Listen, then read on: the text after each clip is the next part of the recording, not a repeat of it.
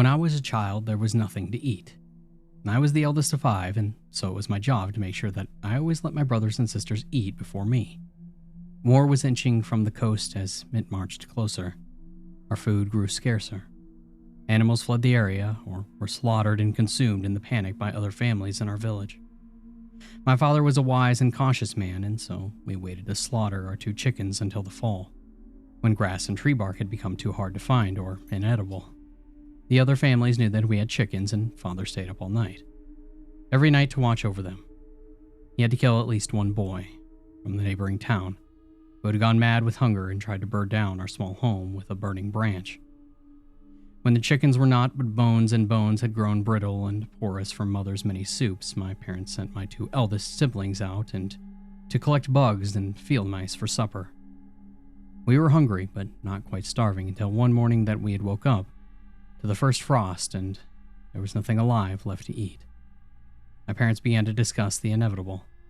Perhaps my father would go to the coast and sell his father's pocket watch to one of the drunken but well-paid soldiers. It was the only thing that we had of value and the only family heirloom that my father had to pass down to me.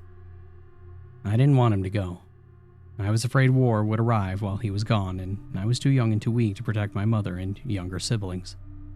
I begged him to stay, but he insisted that he would be all right and promised me he'd be back within 2 weeks.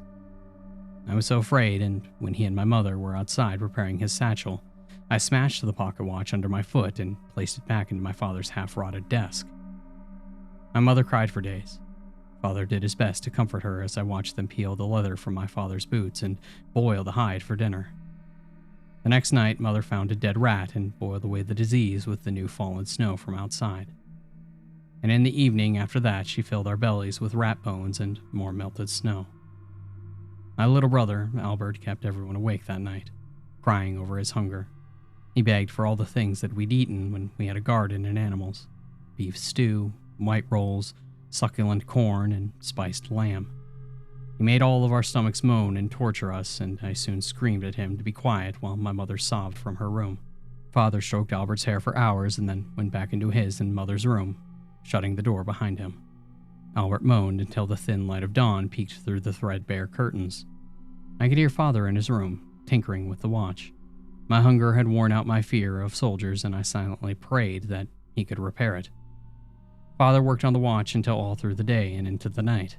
Celia had found dead crickets in the walls of the abandoned bakery, and as we ate them, Father emerged from his bedroom with Mother right behind. The smile on his face was one that I had almost forgotten, as I had not seen it in my days since my younger sister was born. He told us that he had repaired Grandfather's watch and that he had heard of the soldiers' encampment nearby. 3 days, he promised us. 3 days and I will return with carrots and a lamb and rolls so big that they'll fill your bellies for a year. We clapped our hands in delight and ran around our small dirt yard with delight and glee that seemed a foreign language to us. Father said that we were all to help Mother find beautiful things with which to dress the table. The next morning he gave us all a piece of rubber from the sole of Mother's shoe to chew on and sent us on our mission after kissing us goodbye and promising that he'd be back before we remembered that he had left. We had such a fun day that day, gathering horseshoes and shards of broken glass. We threaded bits of twine together through the horseshoes to hang them above the table and tied the glass to the ends, hoping that they would shimmer in the lamplight. We returned home at the sunset, happy with our day's work and eager to return to it tomorrow. We weren't yet inside of home when I first smelled it. Onions, chicken broth, spiced lamb, and even sweets. I ran as fast as I could, dropping our table dressings carelessly along the way in my meandering pursuit for food. I burst through the door to find Mother at the stove, preparing our meal in a quiet reverence. I threw my arms around her and asked if Father was home already. "Yes, my love. He had chance to meet a wealthy mercenary on the road who was only too happy to buy your grandfather's watch." I hugged her even tighter and sat down at the table as my brothers and sisters came spilling through the doorway. They found their places quickly, hungry, expectant looks upon their faces. Father came out of the bedroom and took his seat at the end of the table as Mother brought over a steaming platter of the spiced boiled lamb. She nodded at us and we filled our hands with the rich meat, hardly bothering with our plates. After dinner, we were all sent to bed with full tummies, barely a word having been said by anyone since our dinner had been set at the table. We ate our fill of the next night, and then the next and the next. But as our food stock started to dwindle, so did Mother's health. Each day bled out more of her until we were all fighting over scraps of raw meat while our mother lay weak and whittling nearby. The first night I went again without food was the night that the hazy, happy ether began to lift and my memories of the past few days became confusing. I had recalled that the spiced lamb that I consumed with such ferocity had actually been sickly sweet, and that the accompaniments I had smelled from afar had never been brought to the table. I couldn't remember Mother eating anything in all of the days since Father had returned. Instead, she just sat quietly next to us at the table, staring at the pile of the gray meat that we consumed with such fervor. And Father, I couldn't recall hearing his voice since the morning that he had left for the soldier encampment. His chair had sat empty, night after night, and as the peripherals of my memory formed shape, I couldn't be entirely sure that we'd ever been there at all. At least not since the morning that he had cut pieces of rubber from Mother's shoes at the table. Frightened and starved, I didn't sleep until the darkest hours of the night.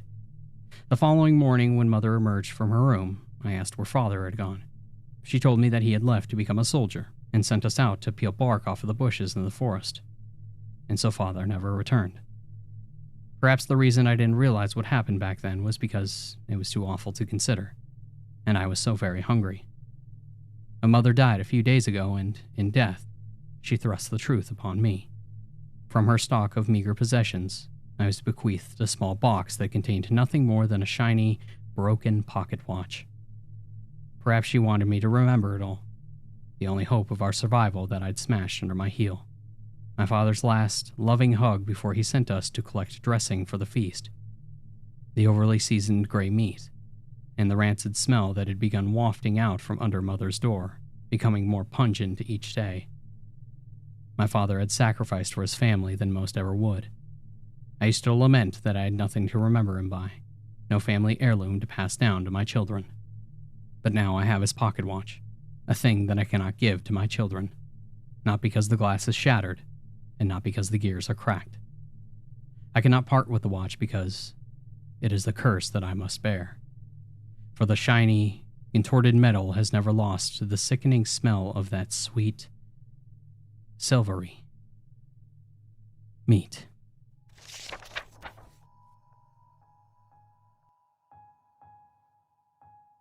I know people are going to think that this is fake, but I'd still like to put it out there.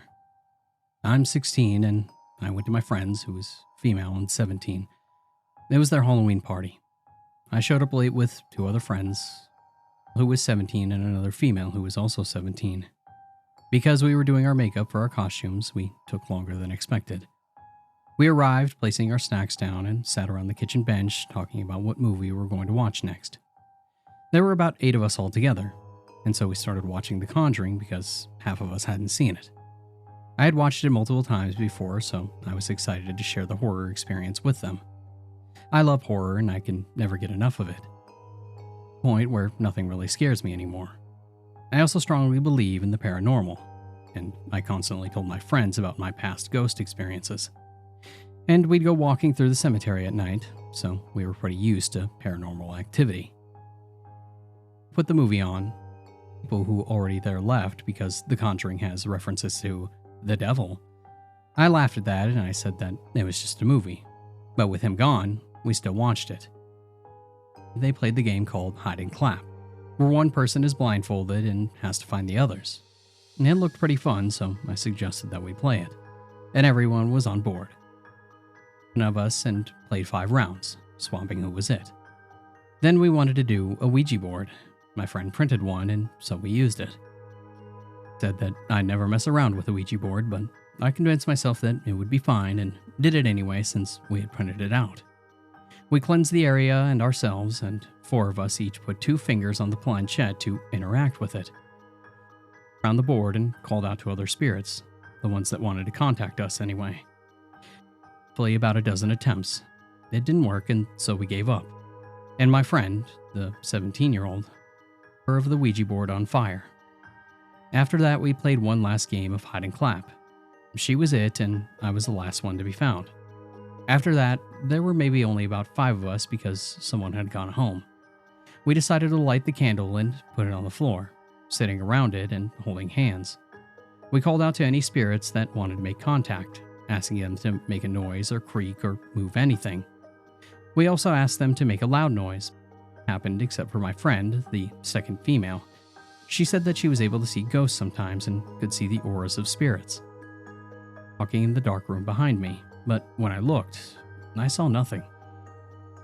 With the candle, and so we blew it out and said goodbye. Went their separate ways through the house, and I went with my second female friend. And she then told me that she saw something behind me and asked me not to tell others because that would freak them out.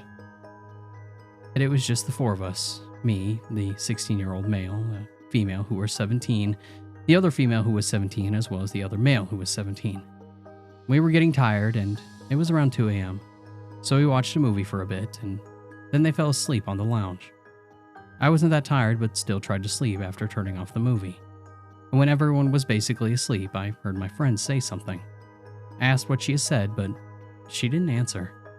I heard her voice, but I wasn't sure if it was coming from her direction. I think I heard her say, "you" or "you." But I brushed it off and tried to go back to sleep. In the lounge and could see the room where my friend saw something. It was pitch black, so I put the blanket over my head and turned away from it. I was feeling pretty sleepy when I heard a chip packet crinkle, followed by a footstep. On high alert, but brushed it off as nothing. However, I heard it again. I'm in a different part of the kitchen. Certainly weren't any chip packets. And that freaked me out a bit, but I buried my head in my pillow and tried to ignore it. And not even 10 minutes later, I heard it.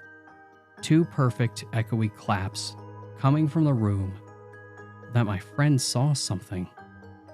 Completely freaked out, and I instantly started pushing myself away from the area and woke up my friends. And I was shaking and crying. It was the scariest thing that I'd ever experienced.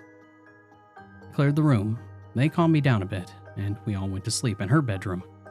We packed in tight, and we all fit. Sleep, and we got into bed around 3 a.m., and I was still wide awake until about 5 a.m.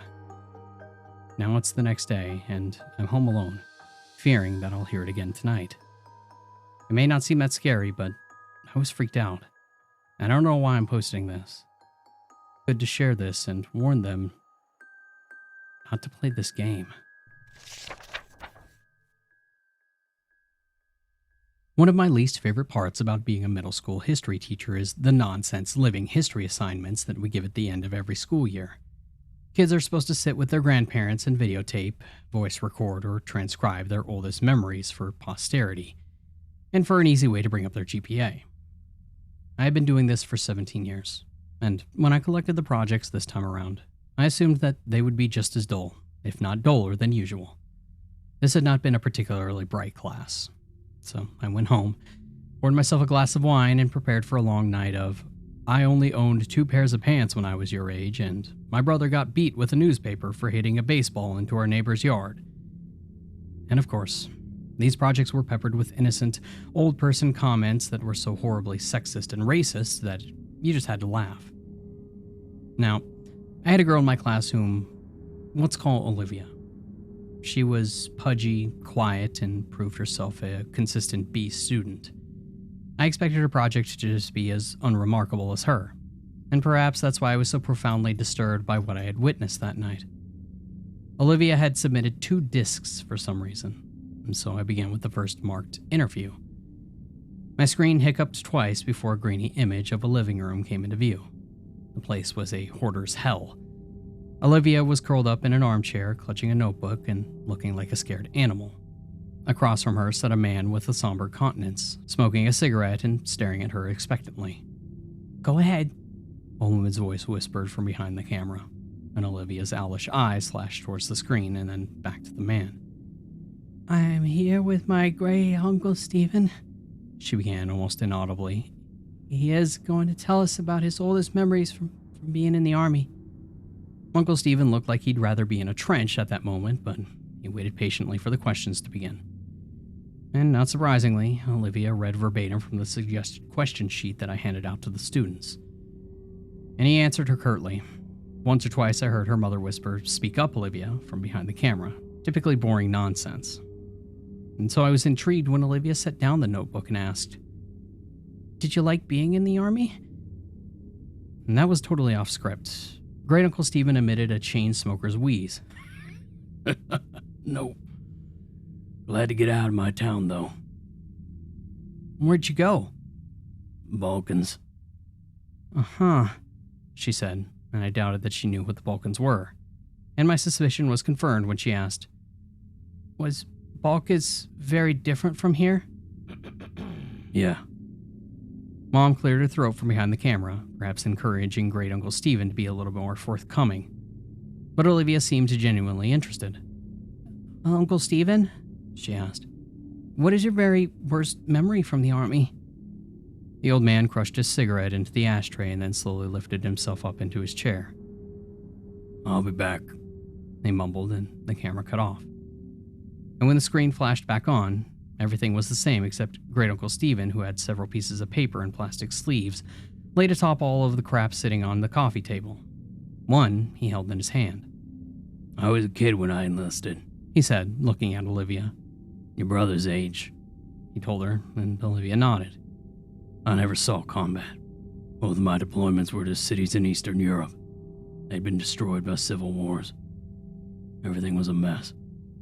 I felt like a janitor for... Mom coughed. And Great Uncle Stephen sighed and looked at his paper. My unit was assigned to a school that had been obliterated by the violence. Broken windows, caved-in rooms. For some reason, the part that got to me most was the school. Been like this for years before we got there. Ain't no one lifted a finger to fix it. I saw kids walk by on their way to go beg for money, whatever kind of shit. And the camera dipped towards the floor as I heard Mom whisper harshly at Great Uncle Stephen. I couldn't make out what she was saying, but it wasn't hard to imagine. You want to hear this goddamn story or not? I heard him bark in response. Hey, you better let me tell you how I want. Mom, Olivia chimed. Please stop interrupting. Are you presenting this in front of the class? No, Mom. We're just handing it to the teacher.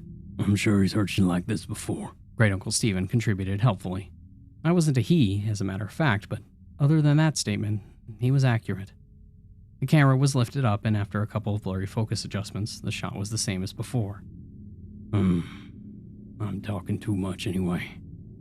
He lifted the piece of paper to his hand close to his face. In the basement, I found this letter. I didn't know what it said, but I had a buddy of mine translate it. So I'm gonna read it to you now. And then I'll tell you what I saw in the basement. And a chill ran down my spine. Mom zoomed in to Great Uncle Stephen and his letter. His palsied hands trembled as he held up the paper. And this is what he read.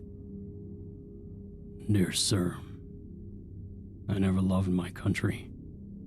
So many of these skirmishes are born from patriotism, power struggle for the shards of once great empires. But I do not care what name my home has on a map. The fighting is senseless and I stay far away from it as I can. It was not these attacks and disorganized violence that took the lives of wives and children. It was illness. Merciful, it happened quickly for the baby. I just suffered for longer.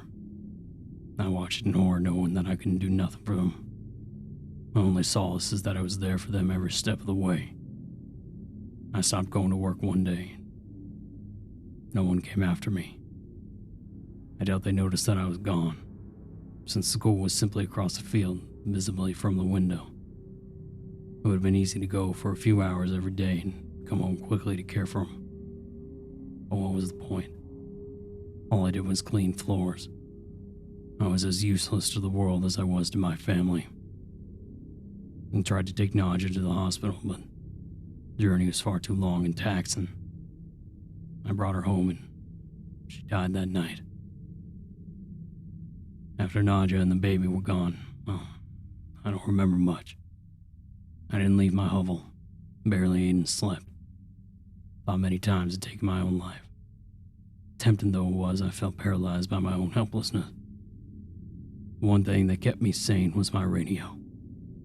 I never turned it off once, even though I didn't listen to the words being said. In fact, the channel I got was the clearest was in English, I think, which I don't speak a lick of. But the voices, music. The true knowledge that life existed beyond this violent city sustained me. I have no idea how long passed before I saw the light of day again. I was dizzy from hunger, so finding food was my priority.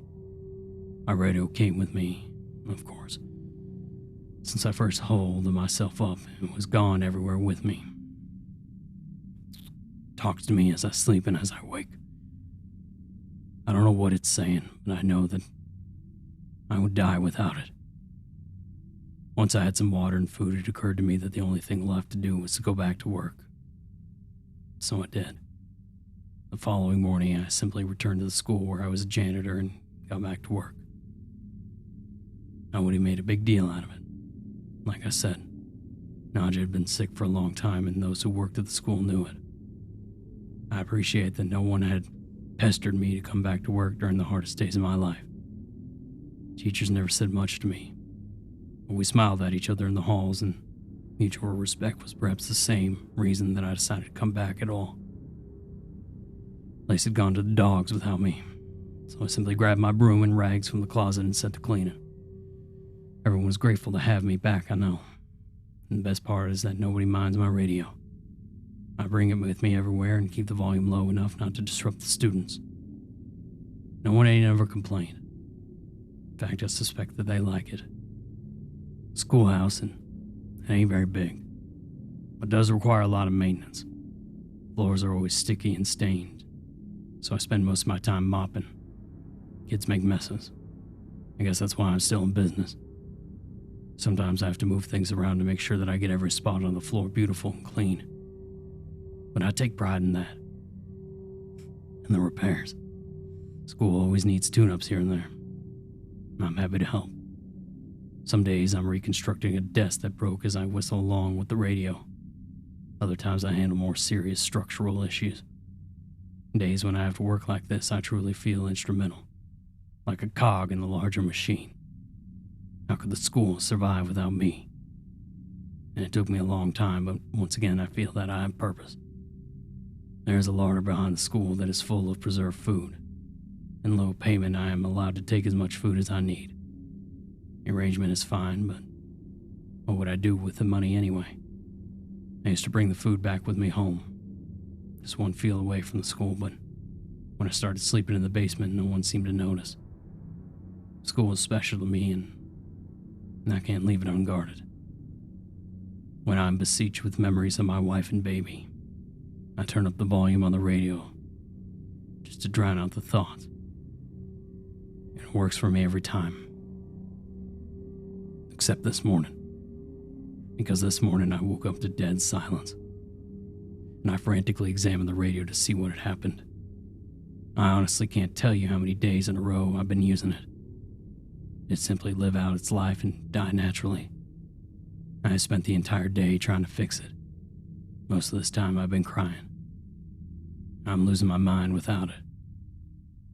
I've given myself until sundown. If I can't fix it by then, I'm going to take my life. I'm writing this because the sunlight is starting to die, and I know what my fate shall be.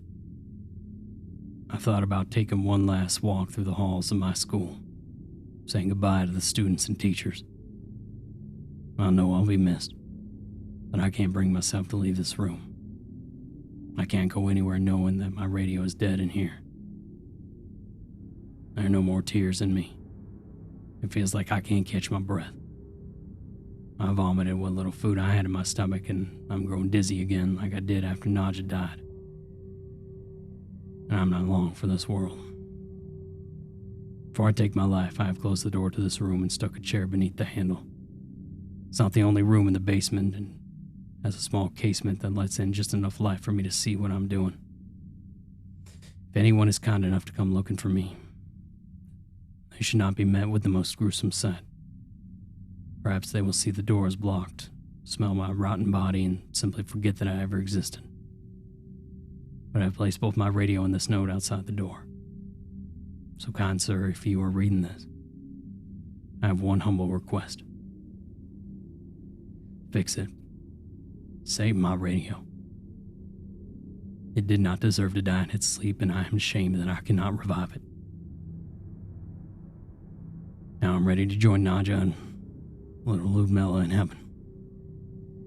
I hope this school can find another janitor who loves and cares for it the way that I do. The hour is now. Don't forget my radio. Stanislav. When Mom zoomed back out, Olivia had tears in her eyes. "Thank you for sharing, Uncle Stephen," Mom said, and her voice choked. "I think that we have enough." "Wait," Olivia chirped. "He said that there's more. What did you find?" Before Great Uncle Stephen could open his mouth, the image disappeared. My jaw dropped. What was that? What did Great Uncle Stephen see? I promptly remembered that there was a second disc. This one was unmarked, but I hoped that it contained the rest of the interview. There was no video, only audio. The voice that started up was Olivia's. "Hi, Miss Gertrude.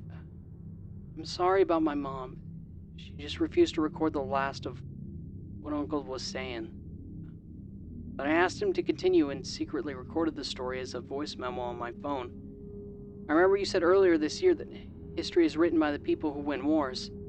She sucked in a breath and commenced crying. "But everyone's history is important. Even if they are sad, pathetic people, and even if they never won a single thing in their life. I haven't slept through the night since I finished this project, but you have to hear what my uncle has to say." There were tears in my eyes, too. The sincerity of her voice was beautiful, and I was also flattered that she had remembered some trite phrase that I threw around because it was what my history teacher said to me. Before I got too sappy over it, the audio began again. "Fine," came Mom's frustrated voice. "If you want to hear the rest of the story, fine, but this is not appropriate for a school project. So let me finish. If it's not too much for you, help yourself to a snack in the kitchen. But Olivia wants to know what happened." I heard her mother mumble something and walk away, and Olivia and Uncle were alone. I imagined her looking at him expectantly. "So did you find the radio, or did it get ruined when the school got blown up?" He rasped, and I heard the distant click of a lighter. "That letter," he began slowly, "had a date on it." "What date?" It was dated 2 weeks before we started rebuilding the school. "Wait, didn't you say that the school had been destroyed like 2 years ago?" "Yeah. It had been." And there was a silence as I felt goosebumps on my arms. The images that came up in my mind were almost too overwhelming to express. But Great Uncle Stephen put them into words effortlessly. Clearly, he had spent his whole life thinking about it. "This man, this Stanislav, went to a vandalized, falling apart schoolhouse and cleaned up blood and rubble like it was spilling drinks and dust. He smiled at dead bodies in the hallway and believed that they were smiling back at him because they liked his radio. He moved around corpses so he could sweep the ground under them. The roof was half collapsed, so when it rained, he must have got soaking wet, but was so oblivious that he didn't even feel a thing." And I could hear Olivia crying steadily. "I found the lauder that he was talking about. It was all pickled, preserved food that probably tasted like shit. Most of that stuff was moldy." Did you see the dead body?" "Yeah. Hanging from the ceiling. But still amazingly lifelike. It wasn't rotting away. This hadn't happened years ago." "Did he look peaceful?" she asked, a chord of desperation in her voice. "Couldn't you tell? The smell was rank, and his face was blue and his eyes were bulging like this." And I imagined him demonstrating. "And the radio?" I heard Great Uncle Stephen take a long drag of his cigarette. "It was there all right. And it was still on." There's this painting that my wife loves called Death and Life by Clement. I don't know what she finds so fascinating about it. I made all the right noises when she showed me her beloved framed print when we were first dating, oohing and awing and making up some bullshit about warm and cold color schemes and the specific choice of angles and line.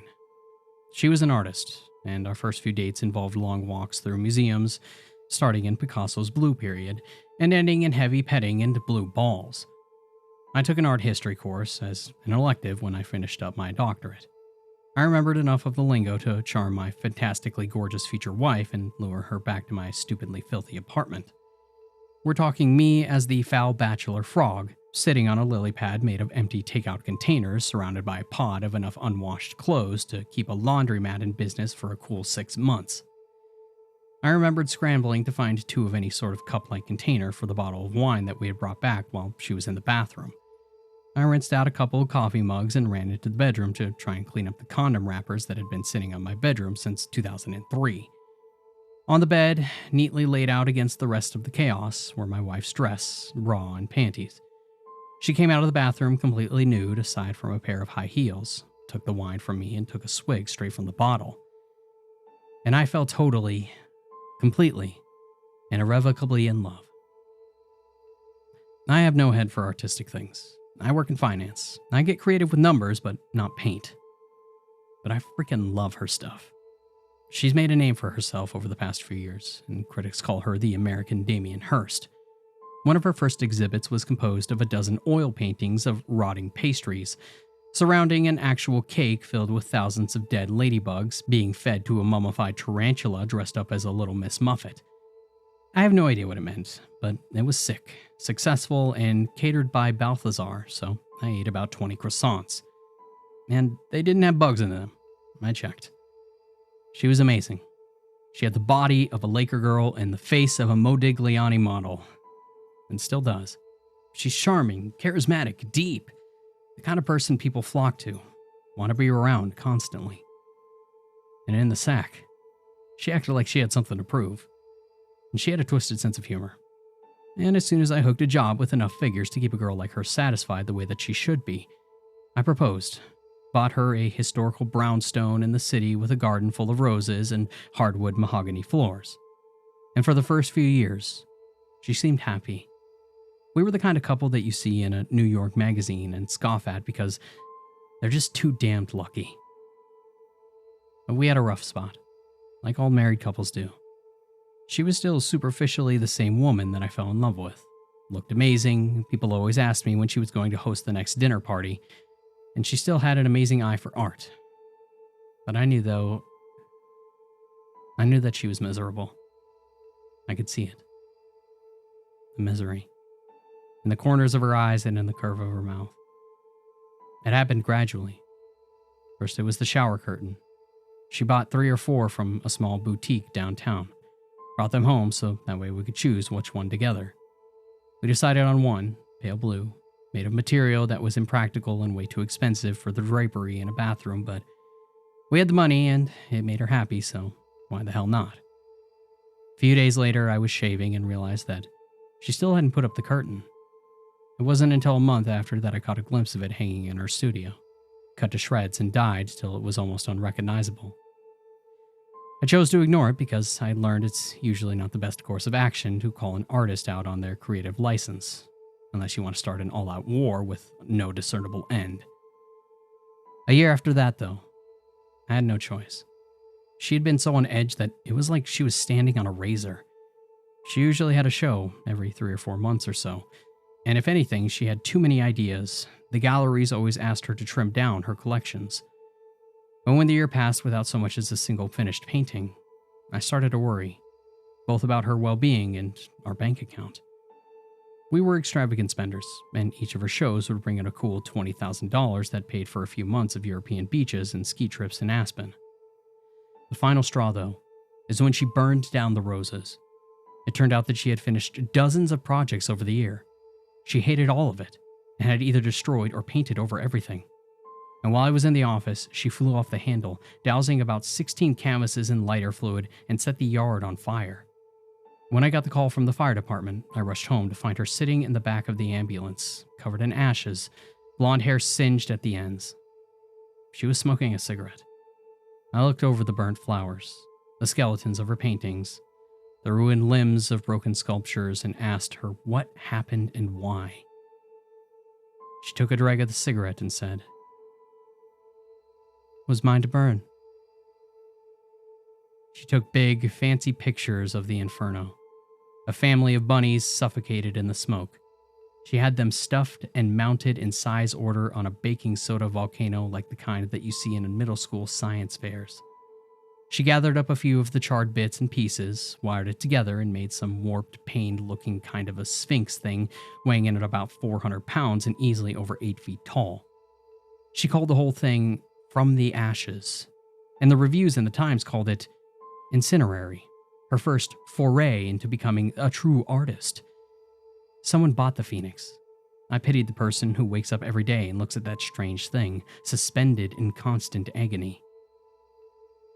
We were both drunk, at a random, expensive, vaguely Dante's Inferno-themed bar in San Francisco when I finally got a chance to ask her what was bothering her. We had been making dark jokes all night about the beautiful irony of her show and our current locale. At first, she vehemently denied anything was wrong, angrily pointing out that she had made 4 times as much off of her last show of anything before it, that it had more than covered the damages, that it had paid for the vacation that we were on. And I stayed silent. She tossed her newly cropped hair and looked like she was going to open up for a second. And I saw her soft blue eyes fill with tears. Then she took a shot of whiskey from her glass that had a bull's head and smirked. "Well, for starters," she slurred, nonchalantly dangling the glass from the bull's nose ring. "Fairly certain I'm pregnant." She let the glass drop from her finger and it shattered on the floor as she slid out of her seat and stumbled to the exit. I sat there for a while and drank more, feeling furious and confused and miserable. I remembered her face when she showed me that Clement painting. I remembered how she wore glasses back then, and how she pushed them up to the bridge of her nose, and when she smiled, I talked about the warmth and the cold colors and the angles and the lines. We converted her studio into a nursery.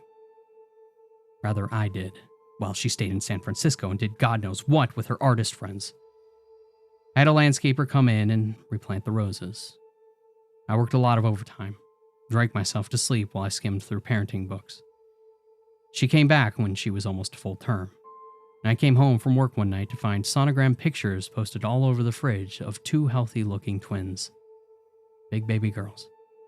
I walked into our bedroom and saw her dead asleep on top of the covers, belly swollen, smelling faintly like pot and paint thinner. She had a rainbow of dried paintings on her fingertips, and I loosened my tie and I walked into the nursery. She had been busy. The canary yellow that I had chosen was covered in a layer of translucent blue, and she had covered one wall in Clement-esque patterns and curlicues. The creamy plush carpet was covered in paint splatters. She'd worked furiously to finish. She had cut a swath from one of the new rose bushes and made a giant bouquet, shoving them so tightly into the vase that some had escaped and made their way to the perch on the changing table to the floor. She had scattered them into the bassinet and on the windowsill. It was chaotic and beautiful. The next few years were peaceful, for the most part. We bonded over raising the girls, and despite my wife's less than careful parental preparation, they were wickedly smart and beautiful. They both looked like her, with long curly blonde ringlets and blue eyes. And sometimes, when I put them to bed, I wondered if any of my DNA was in them at all. They were like miniature versions of her. Over time, my wife agreed to see a psychiatrist for a little bit. She took some medication for a while, Xanax and some mood stabilizers. Eventually, she and her doctor decided her crisis had been hormonal and temporary.